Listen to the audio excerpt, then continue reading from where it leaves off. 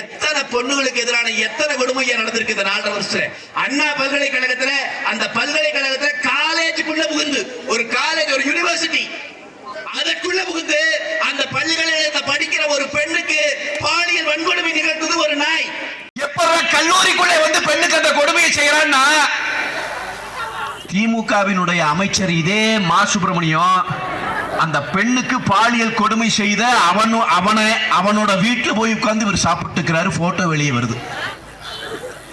யூனிவர்சிட்டிக்குள்ள பூந்து பொம்பளை பிள்ளைய அவ்வளவு கேவலமா அவ்வளவு மோசமா நடத்தின அந்த நாய் உதயநிதி ஸ்டாலினோடு இருக்கிறப்ப அந்த புகைப்படம் வெளியே வருது.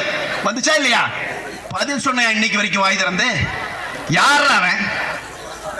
கோயம்புத்தூர்ல போன மாசம் ஒரு புள்ள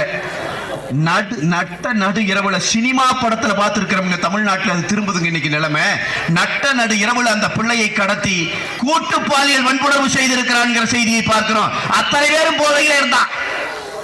தமிழ்நாடு முழுவதும் கூட்டு பாலியல் வன்புணர்ச்சிகள் நடக்கிறது. நான் கேட்கிறேன், இங்க இருக்கிற இந்த நந்தகுமாரி என்ன நீ எல்லாம் வந்து சாதனை பண்ண எங்கள் உயிரை காப்பாற்றிக் கொள்வதற்கு தமிழ்நாட்டு மக்கள் நாங்கள் போராடி கொண்டிருக்கிறோம். எங்க பொம்பளை பிள்ளைகள் நாளைக்கு வெளியே போனா திரும்பி வீட்டுக்கு பத்திரமா வருவாங்களா என்று வயிற்று நெருப்ப கட்டிட்டு இருக்கிற ஆட்சியை ஸ்டாலின் இன்றைக்கு கொடுத்து வச்சிருக்கிறார்.